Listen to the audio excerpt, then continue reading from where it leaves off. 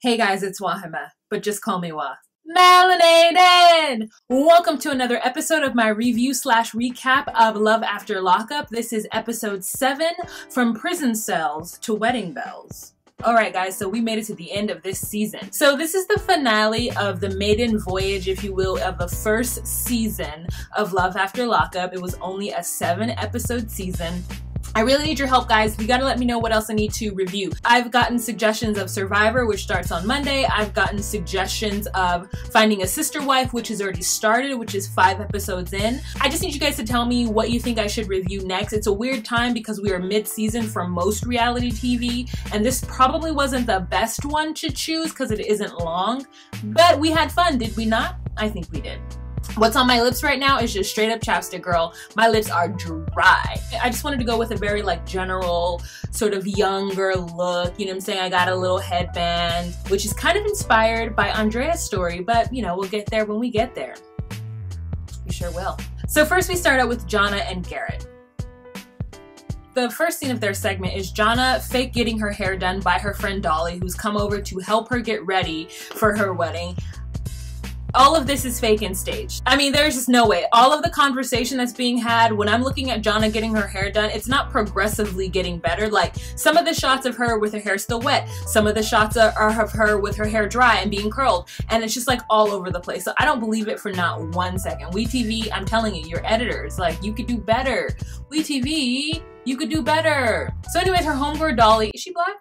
Comes over to help her get ready for her wedding. For some reason, this is the only friend that she has invited over to help get her hair done, which is another reason why I think that it is staged. Garrett has suggested that they go on ahead and get eloped because her father doesn't like the idea of them getting married and it was too much stress and too much drama. Jonna is sitting in the chair getting her hair done. She does not look excited about this whole idea of getting eloped. It's like, we know Jonna, we know she does not want to elope.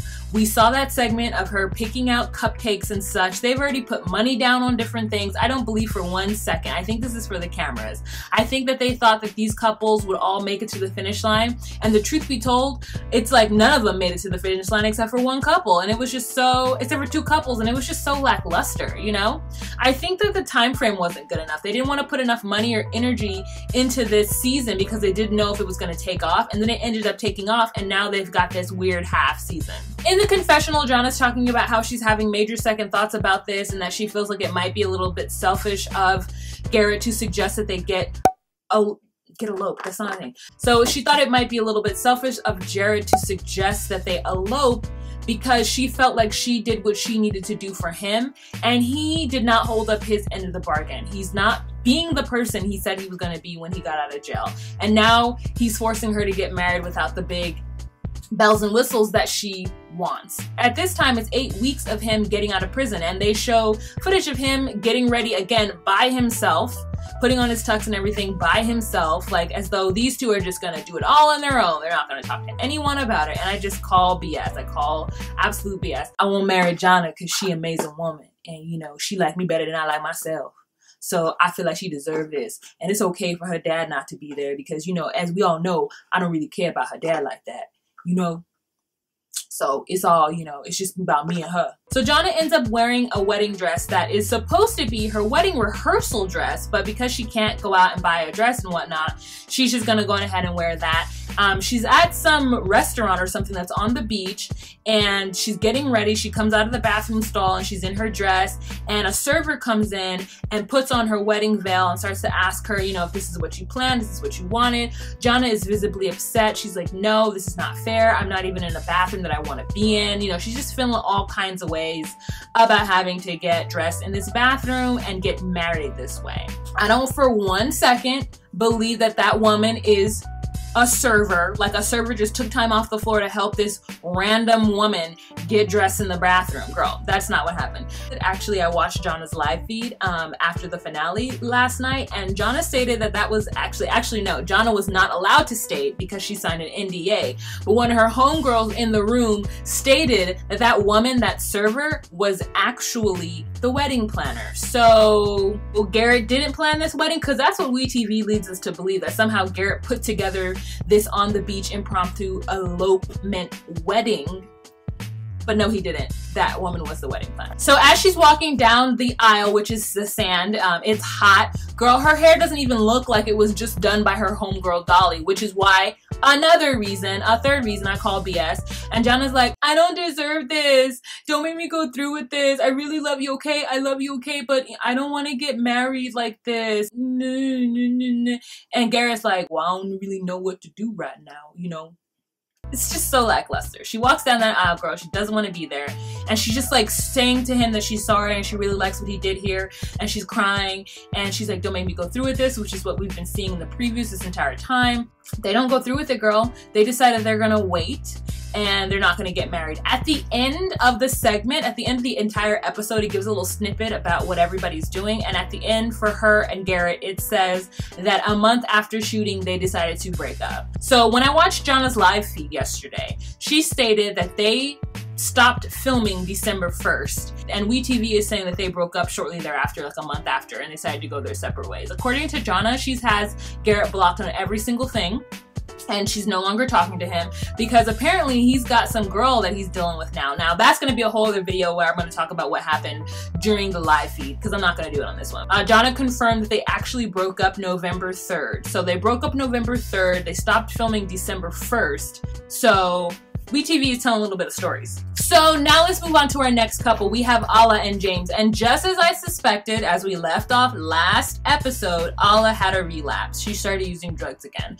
The only explanation that they gave was that she went into a very dark place. She was under a lot of pressure and a lot of stress. And her only respite, her only thing she saw to do was to do drugs again. We're not sure what kind of drugs, if it was cocaine or if it was heroin. But she shortly thereafter went to see her probation officer and they put her in to a facility so that she could get help. So she went to like rehab or whatnot. And James is now having to eat crow because he now has to go back to his homeboy Chris and tell him, remember 3 weeks ago when you told me that she's probably back on drugs, which is why she's saying she's pregnant? Well, you're right. And then Chris is like, you're damn right. So like, what are you gonna do now? He's like, well, you know, couples go through tough times. And Chris is like, bruh, you waited for 15 months to see this girl. She comes out of prison, she has everything that she needs, and then she just goes back to doing drugs again. Like, that doesn't add up. You need to let this go right now. And James is like saying quotes and stuff like, you know, you gotta look towards the future. You can't be looking in your rearview mirror at all times or you're not gonna see what's in front of you. Like, I'm like, okay, Rumi, okay with the quotes. Like, girl, you don't need this. James, you don't need this. Like, she's obviously got some very deep-rooted issues that you don't even understand because I don't think James is the right person. Even in his confessional, he makes some comment about how Alla was the girl of his dreams, but even nightmares are dreams. I'm like, damn, he referred to her as a nightmare? Like, that is crazy. You need to get out of that situation. He's talking about he's gonna still be there for her, but rumor has it because she actually is in jail, which we already know, like currently right now. So not only did she relapse during the show and then get sent to go to a facility, she came back 30 days later and then now is back in prison again. So she used again after she already went through the whole process. So like, Alla has very, very, very deep-rooted issues. And he's saying that he doesn't understand how she could not be on drugs for 15 months while in prison and then come out, have everything handed to her and still go back and use drugs. And I'm just like, yeah, you don't understand because she's an addict.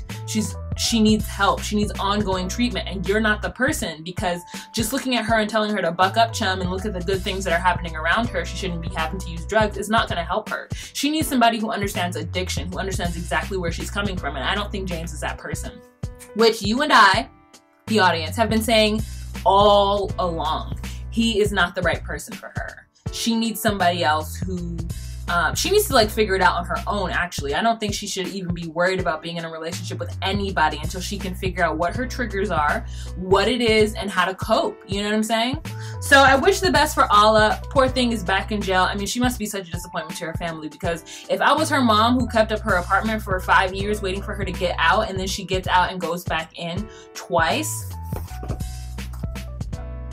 This is why I'm like always fearful when kids are like on heavy drugs, because when you're like 18, 19, you're still developing a little bit. And if your development on how to cope with adult things is using drugs, you really don't have that much of a success rate with coming off of drugs because you haven't learned the skills to cope with the stress. And because you've been using drugs to cope with the stress, and that is not a skill. You got to learn the skills. So let's move on to Dominic and Mary. Every other storyline besides Andrea and Jonna are just so boring. So with Dominic and Mary, we have last episode where Dom actually apologized to Mary about being funky when he was trying on tuxedos and just tried to explain to her that he was not in a place where he could do this. Like, he's stressed out about life right now, and even being stressed out about a wedding is not helpful to him. So she forgives him. They had that weird, like, behind the scrim, like, sex situation. And then it cuts to now, where they have decided to just go on ahead and elope. She puts on a red cocktail dress, a fur coat, just some like basic ass black heels. So, you know, that's her wedding outfit, which, okay. Her face though is super pretty. I really think that Mary needs to always have curls. Like the straight look, I'm not feeling it. I mean, I don't have to feel it, girl. You know, I know you watch this, so I don't have to feel it. But I really, really, really thought she was pretty with the curls. She looked great. And then she's like, Dom, are you ready? Dom is just like, it doesn't take long to get ready. He admits in his confessionals that he feels like he owes this to Mary because he does want to marry her, but he owes it to her because she stood by him. And he just wants to give her what she wants, which is a little unsettling for me, but you know, people live their lives like that all the time, so who am I to even have an opinion about it, right? I'm just me. They decide that they're gonna get married on a boat because Dom feels like it's freeing to be on a boat. I actually thought they'd be sailing, but the boat was docked, so I don't know how free he felt. That's what they want. They took their dog and they walked to the pier, and he still wasn't holding her hand or still wasn't very affectionate, which makes me sad for her because I just really hope they get to a place where he can be affectionate to her and give her what she wants. And they've decided that they're just gonna do this. They're gonna forge through, for better or for worse. She's waited for him. You know, he's the guy for her, and done. Like, they're just gonna make it work. So they get to the boat, they get on, they exchange vows, which Dom doesn't actually want to write vows. He just wants the guy to tell him what to do. Like, he's just like, look, I just need to sign a paper, actually. I don't need to even get in front of anybody and say anything. She's like, well, you have to say something. It's, I guess, a joyous moment for her and him. He doesn't seem that excited, but later on when WeTV tells us what the current situation is, they say that Dom and Mary are still happy and married, and he moved out of the halfway house and they're now living together, looking towards the future. So I wish them the very best. So next we move on to Lizzie and Scott. Last where we left off with Scott and Lizzie is Scott having the conversation with Charlene, his best friend, who is over this entire situation. And we move on to this episode where Scott is like taking apart a carburetor or like something. His hands are crusty and dirty. He's on this ground like pulling stuff apart, and he gets a call from San Bernardino Women's Correctional Facility. He answers the phone and he tells her that he has bad news, and she's like upset because she's had to, I've been trying to call you for 10 minutes. I'm like, Jesus, 10 minutes, girl, that's not that long. So she gets on the phone, they start to talk. She starts to cry profusely and apologize to him. So she's so upset because she's like, I had a relapse. I'm so sorry. I love you so much. I won't be able to be there to see you, and it breaks my heart. He then tells her, hey, you're gonna probably have to do another 8 to 12 years. She breaks down even further, asking him if he's gonna wait for her. Then he starts to cry, tells her he doesn't want to hear her crying. In his confessional, he says that it's absolutely breaking his heart and that it's gonna be really hard on them because if they don't get a lawyer and she gets the maximum of 12 years, he's gonna be 62 when she gets out and she's gonna be 52. And I'm just like, Scott, cut and run, bruh. Cut and run, Scott. Like, ugh, this whole situation. Babe, are you gonna wait for me? I don't know, are you gonna wait? I'm really sorry, I didn't mean to do this. I don't know what happened. I was doing so well and I had one slip up. And he's just like, it's okay, you know, don't cry. We'll figure this out. It's gonna be fine, babe. And so his final thoughts are like, all right, I guess I'll do this. I guess I'll just, you know, help her out because I love her and I haven't dated anybody in 10 years and she's the love of my life. So I'm here for it. I'm here for the long haul.